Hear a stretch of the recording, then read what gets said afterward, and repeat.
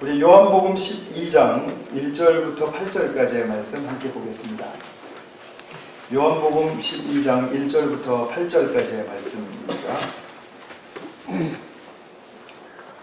제가 봉독하겠습니다. 6월절 엿새 전에 예수께서 베다니에 이르시니 이곳은 예수께서 죽은 자 가운데서 살리신 나사로가 있는 곳이라. 거기서 예수를 위하여 잔치할세 마르다는 일을 하고 나사로는 예수와 함께 앉은 자 중에 있더라. 마리아는 지극히 비싼 향유 곧 순전한 나드 한 근을 가져다가 예수의 발에 붓고 자기 머리털로 그의 발을 닦으니 향유 냄새가 집에 가득하더라. 제자 중 하나로서 예수를 잡아줄 가룟 유다가 말하되 이 향유를 어찌하여 300데나리온에 팔아 가난한 자들에게 주지 아니하였느냐 하니 이렇게 말함은 가난한 자들을 생각함이 아니요 그는 도둑이라 돈꾀를 맞고 거기 넣는 것을 훔쳐감이러라. 예수께서 이르시되 그를 가만두어 나의 장례할 날을 위하여 그것을 간직하게 하라. 가난한 자들은 항상 너희와 함께 있거니와 나는 항상 있지 아니하리라 하시니라. 오늘은 설교 말씀이 이제 끝나면서 성찬식으로 들어가서 성찬을 나누는 날이죠. 주님의 그 은혜 또 사랑 이런 부분들에 대해서 좀 더 마음의 집중을 더하시면서 오늘 말씀을 나눌 수 있는 시간이 되기를 바랍니다. 신약성경 앞에 네 권을 보게 되면 마태, 마가, 누가, 요한복음 이 네 복음서에 모두 다 한 여인이 예수님께로 향유를 들고 나가서 발에다가 붓고 그리고 그럼으로써 주님에 대한 사랑의 헌신을 표현하는 그런 기사가 나옵니다. 마태복음과 마가복음에는 여자의 이름이 나오지 않고 누가복음에도 물론 나오지 않습니다. 굉장히 비슷한 이제 그런 그 문맥에서 이야기가 진행되고 있고 또 누가복음에서는 사뭇 이제 장소도 다르고 또 줄거리의 흐름도 조금 좀 다른 문맥이지만 이 여인이 등장해서 예수님께 사랑의 헌신을 표현하는 그런 행위가 기록되고 있죠. 세 복음서에서는 여인의 이름이 기록되지 않았는데 지금 요한복음에서는 마리아라고 정확하게 이름을 알려주고 있습니다. 오늘 마리아가 예수님께 나와서 향유를 붓고 또 자기의 머리털로 그 발을 닦아드리는 그 모습이 과연 어떠한 의미가 있는 것인가 하는 그런 부분들에 대해서 우리 좀 잘 살펴보도록 하겠습니다. 마리아가 예수님께 부어드린 그 나드 향이라는 것은 굉장히 그 비싼 말하자면 향수였습니다. 한근이라고 했는데 한근이라는 것은 또 성경의 다른 용어 단위로 얘기한다면 리트라라고 부르기도 하는데 약 한 0.45kg, 0.4kg 정도 한 파운드 정도 되는 양입니다. 그러니까 한 이 정도 되겠죠? 뭐 그렇게 많지는 않겠지만 그래도 꽤 듬직한 양입니다. 그것을 예수님의 발에 붓고 놨더니 그 향내가 온 집안에 충만했다 이렇게 말하죠. 이 향기가 이제 충만한 그 장면을 상상하실 수 있겠습니까? 우리가 향수를 보통 한 번, 두 번 이렇게 뿌리기만 해도 그 굉장히 진하잖아요. 근데 이것이 이제 한 병이 통째로 부어졌으니까 그 집안에 얼마나 그 향내가 진동을 했겠습니까? 근데 이 향기가 충만한 이 집안을 생각하면 우리가 또 하나의 장면을 우리가 기억하게 합니다. 그것이 뭐냐면 요한복음 2장에 이제 쭉 2장부터 이제 기록되어 왔던 그 7개의 기적이 있었는데 그 7개 기적 중에 첫 번째 기적 가나에서 일어난 혼인잔치죠. 그 혼인잔치에서 포도주가 다 떨어지고 이제 물을 대접할 수는 없지 않습니까? 그러면 이제 막 이제 난감해하고 있는 처지에 예수님께서 그 물을 기록으라고 하시고서는 그 물을 전부 포도주로 만들어 주시죠. 참 엄청난 양의 포도주를 만들어 주셨습니다. 그러니까 그 잔치에 참석한 모든 사람들이 그 포도주를 다 먹고도 남을 정도로 그렇게 충만한 이제 포도주의 양이 이제 생긴 것입니다. 그것이 의미하는 것이 무엇입니까? 잔치에 포도주가 없으면 잔치는 잔치답지 않죠.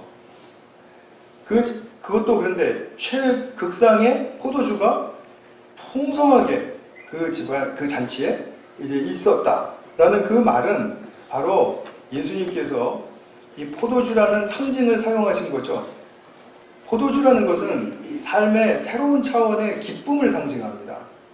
그러니까 우리가 예수님을 믿고 또는 하나님을 이제 믿고 이렇게 믿음의 생활을 처음 시작할 때 그때는 미미할지 몰라도 결국은 우리가 하나님이 주시는 생명의 그 부요함, 풍성함은 결국은 그냥 그것 양적으로만 많은 것이 아니라 물이 포도주로 바뀌듯이 차원이 바뀌는 그런 새로운 삶의 최고급의 삶이 열린 것이다 라는 뜻이죠. 그러면 마리아 집에 있는 모든 사람들에게 이 정말 너무 비싸서 아까워서 다 쓸 수 없을 정도의 그 최고급의 그 향유가 다 부어졌을 때 그 향기가 가득 찼다라는 건 무엇일까요? 같은 맥락에서 읽어보시면 되겠죠? 그것은 이제 이전의 사건이 무엇이었습니까? 나사로가 이제 소생하는 사건이었죠. 마리아가 거기에 분명한 증인이었습니다. 마리아가 자기 오빠를 살려내는 예수님을 광경을 이렇게 보게 되니까 증거를 할 수밖에 이제 없게 된 거죠. 말하자면 자신의 오빠가 새로 태어나서 그냥 또 그러다가 뭐 속된 말로 빌빌 하다가 그냥 또 다시 죽었다면 그게 무슨 은혜가 되겠어요. 근데 지난주에 보신 것처럼 이 나사로가 예수님을 증거하는 새로운 차원의 삶으로 들어갔다는 거죠. 새로운 삶의 차원으로 들어가서 결국은 예수님과 함께 죽임을 당할 뻔한 그러한 그 위험성이 있는 기사가 이제 기록되어 있었죠. 이제 우리 뒤에 보면은 12절, 13절, 14절에, 죄송합니다. 10절, 11절에 그렇게 나오죠. 그런데 마리아가 가만히 보니까 이 자기 오빠의 삶이 바뀐 거예요. 그냥 생명만 한 번 더 얻은 것이 아니라 삶이 바뀌었다라는 거죠. 삶이 바뀐 것을 보고 나니까 주님께서 주시는 새로운 삶이라는 게 저런 것이로구나 보게 된 거죠. 그리고 주님에 대한 새로운 깨달음과 또 주님으로부터 오는 새로운 감동이 이 여인을 장악한 것입니다. 그러니까 이 부활을 가능하게 하셨던 예수님이 어떤 분이신지를 알게 되니까 정말 그녀의 인생에 이런 더 큰 삶은 있을 수가 없다라는 그런 분명한 그 마음에 깨달음이 왔을 것입니다. 그리고 예수님이 이제 자신의 집을 찾아오셨을 때 지금 내가 예수님을 향한 나의 이 마음, 이 사랑, 이것을 내가 다 드리고 싶다. 이런 어떤 헌신의 마음이 생겼다는 거죠. 이거는 억지로 한 것이 아닙니다. 마리아가 자신이 새롭게 가지게 된 어떤 신앙에 의해서 변화된 그런 자연스럽게 따라오는 헌신이었죠. 말하자면 그녀의 인생이 향유가 그 집안에 충만했던 것과 같이 참으로 자신의 삶의 극상의 그런 어떤 가치들이 내 삶에 이미 존재하고 있었고 그것을 내가 펼쳐낼 수 있구나 한다라는 그러한 그 사실을 지금 상징적으로 이 향례가 말해주고 있습니다. 마리아의 신앙의 상태가 지금 비범하죠. 예수님이라는 신앙의 대상을 몰두하고 또 깊이 바라보고 또 그분께 매료되면 그분이 바로 나의 삶의 우선순위가 되는 것입니다. 그리고 이분 앞에 가장 낮은 자리에 자신을 내리게 되죠. 굽히게 됩니다. 그리고 가장 높은 헌신의 행위를 올려드리게 됩니다. 향유를 붓고 그 발 아래로 몸을 굽혀서 자기 머리로 발을 닦아드린다. 이것은 어떻게 보면 가장 사람이 할 수 있는 낮은 비천한 행동이지만 하나님의 나라에서는 이것이 가장 가치 있고 그리고 가장 기억될 만한 그런 위대한 헌신의 사건이다 라고 오늘 본문은 이야기해주고 있습니다. 제가 지금 이렇게 결론부터 말씀을 드렸는데 이 부분을 좀 한번 살펴보도록 하겠습니다. 6월절 무렵에 이제 6일 전입니다. 그러니까 예수님이 돌아가시기 6일 전이라는 뜻이죠. 이 시기가 오기까지 예수님께 그 누구도 이렇게 큰 사랑과 헌신으로 나온 사람이 없었습니다. 본문을 통해서 우리가 이 여인의 감동받고 행한 아름다운 헌신을 전하고자 하는 의미가 우리에게 지금 이 시각, 예수님의 죽음을 앞둔 이 시각, 이제 앞으로 오고 오는 세대에 우리와 같이 이 기록을 읽고 있는 모든 자들에게도 그 여인에게 임했던 감동이 전달되기를 원하는 그런 마음으로 사도 요한은 지금 우리에게 말해주고 있다고 믿습니다. 여기서 짚어보고 싶은 것이 있죠. 향유를 붓는 사건이 가지고 있는 상징성. 그것은 한마디로 말씀을 드리면 마리아가 아가페 사랑으로 주님을 사랑하고 있다는 것입니다. 아가페 사랑이라는 게 뭡니까? 제일 우리가 특징적으로 아가페 사랑을 말할 때 내어주는 사랑이다 이렇게 말하잖아요. 내 것으로 채우고자 하는 그런 보상을 바라고 어떤 값을 지불받기를 원하는 그러한 차원에서 내가 사랑하는 것이 아니라 아낌없이 나의 것을 내어주는 사랑을 말하죠. 마리아는 주변의 사람들이 이해할 수 없을 정도의 그런 무모함, 낭비로 여겨질 정도의 아주 정말 다른 사람은 쓸 거 없다. 이런 허비가 어디 있느냐. 이런 정도로 주님께 드리는 드림이 있었습니다. 그러면 마리아는 태생부터 이런 사랑의 소유자였을까요? 아니죠. 그건 아니죠. 우리 인간이 아가페 사랑을 태생부터 갖고 태어나는 그런 사람은 그냥 아무도 없죠. 그런데 하나님의 백성들이 하나님을 아가페 사랑한 이제 그 구절들이 드문드문 나옵니다. 주로 이제 많이 이제 권면을 받고 또 징계를 받고 또 이렇게 많이 정말 그 죄로부터의 그 회개에 대한 그 메시지를 많이 받았었는데 그래도 하나님께서 내 백성들이 나를 아가페 사랑했다라는 것을 기억하시고 또 우리 말씀하시는 성경 구절이 있습니다. 옛날에 모세 시절에 광야의 초기에 이제 이 사람들이 들어갔을 때, 그러니까 말하자면 애굽에서 출애굽해서 광야 초기 삶으로 바로 들어갔을 때, 그때 이 백성들이 하나님을 향한 사랑이 굉장히 컸습니다. 무엇을 바라고 하는 사랑이 아니라 하나님께 다 내어드리겠다라는 그런 사랑의 헌신이 있었습니다. 그래서 이 사람들은 성막을 짓겠다라고 모세가 공포했을 때 예물을 가져오라고 하니까 다 그 성막, 그 비싼 그 성막의 비용들을 다 쓰고도 남을 정도로 그렇게 많은 풍성한 예물이 거쳐졌었습니다. 그때 그 예물을 드리는 그 백성들, 하나님을 향한 정말 아가페 사랑의 실천자들이었죠. 예레미야서 2장 2절에 보면은 광야 생활이 한 800년 정도 지나고 난 다음인데 선지자를 통해서 하나님이 그때 난 너무 좋았다 라고 말씀하시는 구절이 있습니다. 2장 2절 예레미야서 읽어드리겠습니다. 내가 너를 위하여 내 청년의 때에 인애와 내 신혼 때의 사랑을 기억하노니 곧 씨 뿌리지 못하는 땅 그 광야에서 나를 따랐음이니라. 청년의 때, 신혼의 때, 이게 지금 무슨 말씀인지 아시겠죠? 광야의 초기, 그 하나님과의 허니문 피어리거든. 그것을 말하는 겁니다. 광야 그때의 시기에서 하나님을 향한 백성들의 그 정말 넘치고 애틋한 그 사랑, 그것을 성경은 아가페라는 단어로 번역을 했습니다. 하나님이 무엇을 기억하고 계시나요? 당신을 향해서 아낌없이 헌신적으로 사랑을 표현하고 행동했던 그 사랑, 아가페, 그것을 기억하고 계시죠? 자, 여기서 제가 하나님이 기억하고 계신다고 할 때 기억하신다는 말씀을 잘 기억해 두시기 바랍니다. 뒤에 또 이제 제가 기억에 대해서 말씀을 드리려고 합니다. 다시 오늘 본문으로 돌아와서 우리가 보는 것은 무엇입니까? 주님과 마리아 사이에 아가페 사랑의 교류입니다. 서로 내어주는 사랑의 당사자들이 정말 참 사랑의 교통이 이런 것이다 라는 것을 그냥 그 몸으로 보여주고 있는 것입니다. 우리가 사실은 글로 읽어서 캐치하지 못하는 것이 참 많습니다.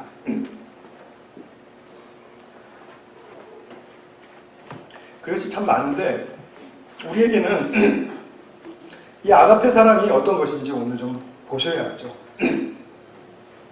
예수님은 물론 마리아도 서로 상대에 대해서 어떤 소욕이 있거나 그로 말미암아 내가 더 편해지고자 하거나 아니면 안전이 더 보장되기를 원하거나 아니면 두려움이라든지 불안이 없는 그런 상태를 굳이 이렇게 바라면서 사랑하는 것이 아니죠. 그냥 내 것이 저 상대를 향해서 내어주어야 되겠다라는 그런 나의 일방적인 내어줌이죠.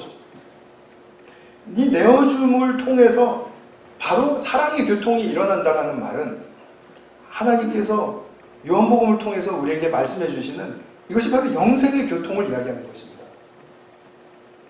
그러니까 영생이라는 것은 이런 것이다. 그냥 내 안에 쌓아두고 그냥 있는 것이 그 자체가 영생이 아니라 영생이라는 것은 이렇게 흐르고 교통하고 나누어지는 것이다. 그럴 때 참으로 영생이다 라는 것을 말해주고 있죠. 따라서 향유 부음이 상징하는 것은 예수님과 마리아 간에 사랑으로 말미암아 생명의 교통이 일어나고 있는 것입니다. 문제는 무엇일까요? 이 주변에서 보고 있는 사람들이 이 사건의 진가를 전혀 보지도 못하고 오히려 비난하고 있다는 것입니다. 왜 볼 수 없고 왜 비난합니까? 그것은 자기 나름대로의 사랑의 논리에 지배되고 있기 때문이에요. 자기가 생각하는 사랑이 따로 있기 때문이에요. 그러니까 자기 사랑의 논리에 빠져 있으니까 어떤 결과가 일어납니까? 마리아가 왜 저래? 오늘 제정신이 아니네. 오늘 좀 감동받았나? 왜 저렇게 지나쳐? 로망스야? 로망스 사랑 아시죠? 지금 예수님 그렇게 사랑하는 거야? 이거 뭐야 도대체? 일어나고 있는 일이 이게 뭐야? 이렇게밖에 생각이 안 된다는 거죠. 이런 사람들이 가지고 있는 자기 나름대로의 사랑의 논리가 있는 사람들을 우리가 한번 잘 생각해 보면 이 사랑을 이상적 사랑이다 이렇게 말할 수 있습니다. 사실은 사랑이 아니죠. 그냥 근데 사랑이라는 말을 붙여서 이상적 사랑이다. 무슨 사랑이냐 하면 쉽게 말하면 나는 인류를 사랑해 이런 사랑입니다. 난 세계 평화를 사랑해. 난 내게 주어진 모든 것을 사랑해. 그러면서도 자기에게 주어진 구체적인 단 하나도 사랑할 수 없는 그런 상태. 말하자면 허구의 상태이고 추상의 상태이죠. 우리가 무슨 일을 하고자 할 때 물론 세계 평화를 목표로 해서 일하는 건 좋습니다. 그런 세계 평화를 위해서 일을 할 때 그 일을 하는 그 차원이 도대체 어떤 차원이냐 이것이죠. 뭔가 교통으로 흘러나갈 수 있는 그런 차원이냐 아니면 내가 이거 했다 그리고 그냥 우리의 체면 살리고자 하는 그런 차원이냐 아니면 내가 이 사랑을 했다고 해서 좀 더 사람들에게 좋은 사람으로 칭찬받고 인정받기 위한 그런 사랑이냐 우리가 다 같이 집단적으로 그 일을 한다면 우리가 그런 일을 좀 해야 세상에서도 인정받고 칭찬드릴 거 아닙니까? 그게 바로 우리 교회담 아닙니까? 이렇게 주장할 수 있는 가능성이 너무나 크다라는 거죠. 그러나 분명한 것은 자신이 평화를 사랑한다고 하지만 평화를 사랑하는 건 아닙니다. 인류를 사랑한다고 하지만 인류를 사랑하지 못합니다. 이제 재난이 났다. 일어나면은 우리가 이제 구제헌금 좀 하잖아요. 그래서 이제 구제헌금 하시겠습니다. 그럼 물론 개인적으로 하시는 분들도 있겠죠. 그러나 굉장히 극소수가 합니다. 제가 통계적으로 보면은 항상 저는 액수를 보지 않습니다. 몇 사람이 했는가를 봅니다. 근데 몇 사람이 했는가를 보면 가정수를 따져도 우리 교회 4분의 1도 안 합니다. 그냥 대강 숫자 맞춰서 보내드리는 정도입니다. 근데 물론 열심히 하시는 분들을 제가 디스커리지 하거나 비하하려고 드리는 말씀이 전혀 아닙니다. 그냥 우리의 현실이라 이것입니다. 우리가 그냥 이렇게 자기가 내어주고자 하는 그것이 액수에 관계없이 그런 마음이 표현되고 있는가 아닌가는 그건 굉장히 중요한 교통의 시작이고 과정이거든요. 이 교통의 시작이 일어나지 않으면 교통이라는 말은 있을 수가 없죠. 그건 교통이 아니죠. 그럼 그건 영생 아닙니다. 영생은 흘러가는 것이 영생입니다. 그렇기 때문에 우리가 잘 생각해 보셔야 되는 거죠. 그리고 우리가 이제 뭐 사랑한다 하면서도 뭐 거지를 봐도 뭐 돕고 싶은 마음이 하나도 생기지 않는다라든지, 오히려 저거 주면 버릇돼, 뭐 내가 꼭 그 거지들을 교육하기 위해서 이 땅에 태어난 사람처럼 뭐 그렇게 하곤 하죠.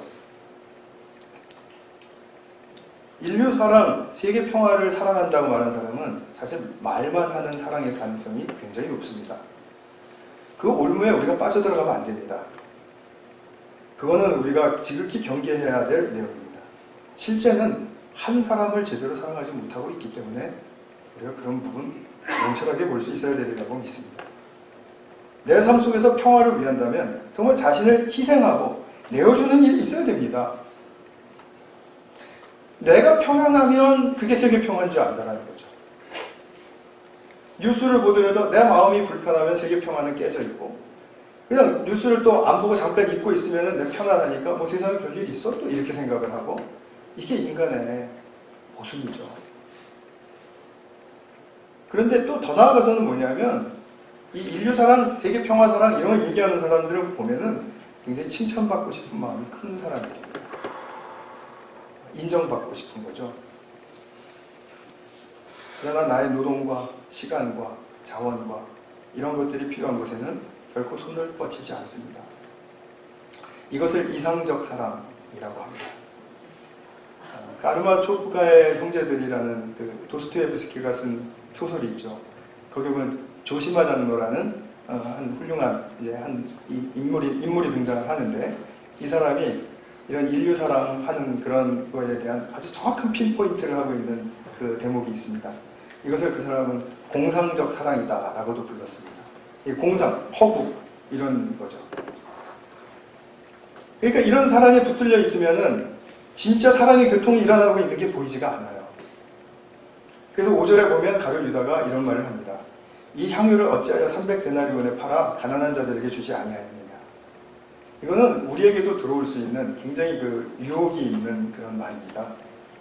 우리가 뭐 헌금을 얼마를 했다, 또 누구에게 얼마를 도와줬다, 그러면 야, 그 돈을 가지고 있으면 우리 딴 데다 하면 어떻게 얼만큼 더 쓰고 뭐 이걸 또 어떻게 해서 이렇게 할 수 있지 않았을까? 이게 계산이잖아요.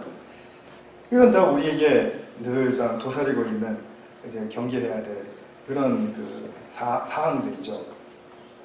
근데 가룟 유다의 이 말에는 오해와 거짓과 함정이 포함되어 있습니다. 이 사람이 오해한 것은 무엇이냐면 예수님이 가난한 자들을 사랑하는 분인 줄 알아요. 그러니까 왜 가난한 자들을 위해서 쓰지 않았냐? 이렇게 예수님 앞에서 큰 소리로 얘기하면 예수님께 칭찬받고 인정받을 줄 알았던 것 같아요. 이것이 오해였습니다. 그것에 따라오는 거짓은 무엇이었냐면 유다는 가난한 자들을 사랑하는 사람이 아니었어요. 이 사람은 오직 자기의 조국이 로마 제국으로부터 해방되기를 바라면서 영원하면서 자기의 모든 자원과 자기의 모든 시간을 다 써서 무력을 불사하고 투쟁하는 투사였습니다. 열심당원이었습니다.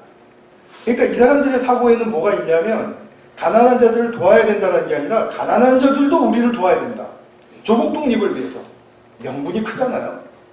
그러니까 도와야 된다라고 믿었던 사람들이지, 가난한 자들을 위해서 돕고 희생하고자 하는 그런 삶의 방식이 이루어졌던 사람이 아니라는 거죠. 오히려 훔쳐간다고 했지 않습니까? 이게 우리가 지금 6절 후반부에 그 훔쳐간다라는 것은 이 사람이 나쁜 의도에서 훔쳐가는 건 아닙니다. 이 돈을 조국을 위해서 써야 된다. 우리 세력 규합하는데 운영비로 써야 되고, 먹고 또 우리가 또 거처도 마련하고 해야 되지 않습니까? 그 다음에 또 무기도 사야 되고요. 그러니까 가룟 유다는 별로 양심의 가책 없이 그 돈 돈께에서 꺼내 갔을 겁니다. 이거 우리 민족을 위한 일인데. 그런 거죠. 하여튼 민족이란 이름이 붙으면은 사람이 정말 가혹해지고 잔인해질 수 있습니다. 이것도 함정이죠. 근데 이 사람이 빠진 지금 영적인 함정은 뭐냐면, 아까 계속 말씀드린 것처럼 참 사랑의 교제와 축복에 대한 진가를 이해할 수가 없다는 겁니다. 이런 쓸데없고 허비하는 일이 있나? 이 중요한 시기에 이렇게 보이지, 결코 예수님과 마리아 사이에 흐르는 그 아가페 사랑의 그 진정성 있는 교통, 그것을 볼 수가 없습니다. 그리고 그런 사랑하는 사람들을 보게 되면 지금 때가 어느 때인데 지금 사랑 타령이야, 이렇게 말할 수 있겠죠. 지극히 계산적인 경제 논리만이 지배할 뿐입니다. 이런 이상적 사랑은 성경이 가르쳐주고 있는, 또 성경이 우리에게 이것을 실천하라고 하고 있는 그 사랑의 진가를 알지 못하게 합니다. 그래서 사랑이란 말이 나오면 그냥 로맨스 사랑만 사랑인 줄 알고 있는 사람들이죠. 아가페 사랑을 알지 못하고 어떤 관계에서도 누리지 못하면 어떤 종국에 이르겠습니까? 그것은 유다의 경우를 보면 자멸이었습니다. 우리가 아시는 대로 유다는 자신의 목숨을 끊었죠. 또 바리새인들과 그때 당시에 지도자들, 대제사장들, 이런 사람들 보십시오. 이런 사랑의 자리가 우선순위로 올라와 있지를 않으니까 항상 자기들 나름대로 중요하다고 생각하는 것, 종교적인 형식이나 또는 율법적인 준수, 엄격함, 이런 것들이 삶의 우선순위로 올라와 있고, 또 어떤 지도층에서는 삶의 파워, 그리고 권세, 권력, 그것이 지금 우선순위에 올라와 있으니까 결국 진정한 사랑하는 사람의 그 진가를, 그 소중함을 알 수가 없죠. 그러니까 예수 같은 자는 죽어도 된다, 이렇게 결론을 내린 거죠. 그 예수님이 가지고 있었던 얼마나 그 큰 소중함 보지 못하니까 저런 자는 이 세상에 있으면 오히려 안 돼, 우리에게 방해가 돼, 이렇게 나온 거죠. 그러니까 결국은 예수님을 죽이게 된다는 말씀입니다. 예수님은 지금 당신의 죽음을 앞두고 말씀하고 계십니다. 그러면서 하시는 말씀이 이 말씀이죠. 7절에 그를 가만두어 나의 장래할 날을 위하여 그것을 간직하게 하라. 가룟 유다가 기대했던 말씀과는 완전히 다른 상이한 그런 말씀이 튀어나왔습니다. 예수님 말씀은 이것은 어떤 딱딱한 가르침이나 명령이 아닙니다. 예수님의 지금 정직하고 솔직한 소원을 말씀하시는 겁니다. 이제 내가 죽을 텐데, 나 죽을 때 향료를 쓰면 안 되겠냐, 지금 이 말씀이죠. 그러면서 하시는 말씀이 가난한 자들은 항상 너희와 함께 있거니와 나는 항상 있지 아니하리라 하시니라. 여기서 제가 깊이 묵상하면서 발견할 수 있었던 한 가지는, 사랑의 주인이신 예수님이 바로 우리 인간들로부터도 무조건적이고 내어주는 아가페 사랑을 받기를 원하셨구나. 아까 예레미야서 2장 2절을 통해서도 보신 것과 같이 몇백 년이 지난 후에도 하나님은 그때 시온의 때에 나를 향한 너희들의 사랑을 기억한다 라고 말씀하셨던 것과 같죠. 그걸 그렇게 좋아하시는 거죠. 그것이 하나님께 어떤 이득이 되고, 또 우리는 또 그 다음에 손해를 보고, 그래서 그런 차원에서가 아니라, 그러는 것이 바로 하나님이 진정으로 이 땅에 원하셨던 사랑의 생명의 역사가 풍성해지는 길이니까요. 그러셨던 거죠. 그러니까 지금 죽음을 앞두시고 이 여인의 헌신을 보시면서 참으로 기뻐하셨던 것입니다. 지금 이 시점, 지금 오늘 이 본문의 시점까지 한번 생각해 보십시오. 예수님께 왔던 모든 사람들은 뭔가 자기 필요 때문에 예수님을 찾아왔던 사람들 아닙니까? 그죠? 나 이게 필요해요. 나 병 낫기를 원해요. 나 지금 못 살겠어요. 죽을 것 같아요. 부족해요. 배고파요. 다 이런 필요를 가지고 온 사람들이잖아요. 그리고 또 궁금한 것이 있어서 또 찾아오는 사람들이죠. 이것저것 물어보는 거 많죠. 또 함께 있었던 제자들도 한번 생각해 보십시오. 그들이 예수님을 그렇게 잘 알았습니까? 예수님을 잘 모르니까 정말 끝지점에 이르기까지 누가 더 높아질 것인가 서로 싸우고, 그리고 그렇게 하다가 결국은 예수님 십자가에 딱 못 박히시는 거 보고 다 도망간 사람들 아닙니까? 한마디로 말하면 이 사람들이 윤리적으로 잘못됐다는 뜻이 아니라 그럴 수밖에 없는 인간의 형편, 처지, 상황, 그것을 보게 되면은 사람은 성령 받을 때까지 끝까지 방황하는구나. 끝까지 모르는구나. 이거 우리가 알 수 있지 않습니까? 그런 사람들을 물론 돕기 위해서 오신 예수님이십니다. 그러나 이제 죽음을 앞두시고 당신의 이 생애와 그리고 당신의 사역의 최고의 목표였던 그 사랑의 교통이 항상 거의 일방적이기만 하다가 이제는 뜻하지 않은 그 장소에서 뜻하지 않은 그 여인이라는 존재에게서 사랑이 자신에게로 부어지고 있다는 사실, 이것이 얼마나 예수님께는 기쁨이 되었을까요? 이 여인의 무조건적인 그 사랑의 헌신은 지금 제가 말씀드리고 있는 이 맥락에 비추어 볼 때 엄청난 더 깊은 의미가 있습니다. 그것은 무엇이냐면 하나님께서 이 땅에 원하시기를 그토록 원했던 그 사랑에 대한 약속이 성취되는 그런 장면이었다는 것입니다. 하나님 입장에서 보면 역사적인 순간입니다. 예수께 비싼 것을 많이 드려서 기분 좋으셨던 것이 아니라 하늘의 아버지의 내어주는 사랑이 이 땅에서도 충만하게 예수와 한 여인 사이에서 이루어지는 그런 거룩한 주기도문의 성취가 지금 이 자리에서 일어났다는 것입니다. 주기도문에 뭐라고 말씀하죠? 뜻이 하늘에서 이루어진 것 같이 땅에서도 이루어지이다. 이렇게 기도하라고 예수님 가르쳐 주셨죠. 이것이 예수님의 기도이시기도 합니다. 이 예수님의 기도가 사랑이라는 최고의 가치를 통해서 지금 이 나사로의 집에서 잔치하는 이 현장에서 성취되고 있다는 사실을 얼마나 기쁜 마음으로 예수님은 바라보실 수가 있었겠습니까? 오늘 이 본문의 사건은 다른 복음서에서 이제 병행 구절에 보시면은 이런 말씀이 나오죠. 마태복음과 마가복음, 마태복음 26장과 마가복음 14장에 나오는 말씀, 똑같은 말씀인데 한번 보시겠습니다. 온 천하에서 복음이 전파되는 곳에서는 이 여자가 행한 일도 말하여 그를 기억하리라. 왜 기억이 되어야 되는지 아시겠죠? 하나님이 무엇을 가장 깊이 기억하시고 싶으신지 아시겠죠? 우리 교회에서는 이 사랑의 교통, 주기도문의 성취가 일어나고 있습니다. 저는 이 사랑에 헌신하고 내어주기를 결단하고 그렇게 나가고자 하는 분들을 정말 너무너무 볼 때마다 기쁘고 정말 사랑하고 많이 격려해드리고 싶어요. 물론 그것이 아직 부족해서 안 되는 분들도 계실 겁니다. 동일한 사랑과 격려를 보내드립니다. 이거 우리가 할 수 있는 일이거든요.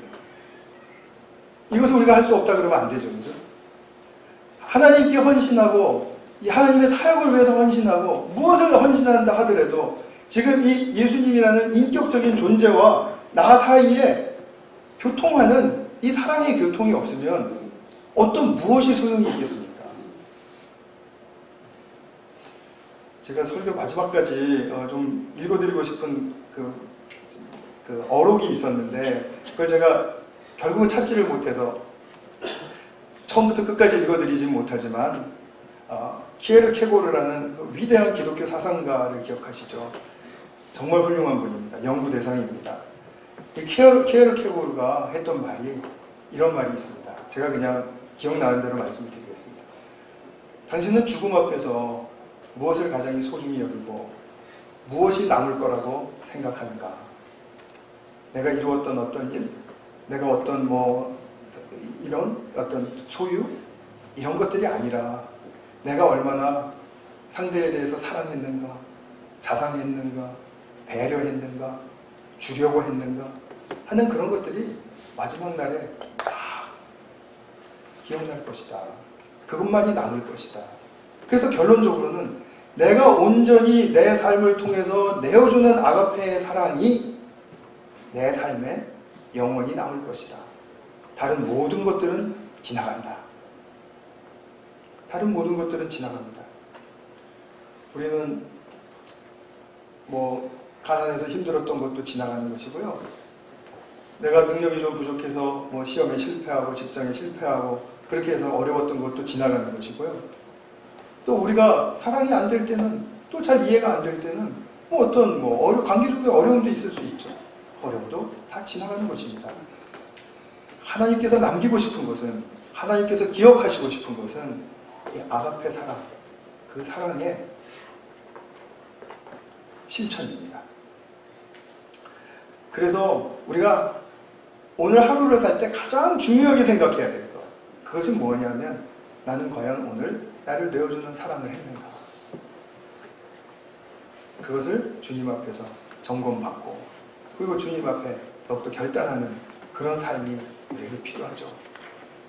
그러면 결국 우리의 삶의 우선순위는 위대한 아가페 사랑이라는 그 우선순위가 우리의 첫 번째 자리매김으로 올라가게 될 것입니다.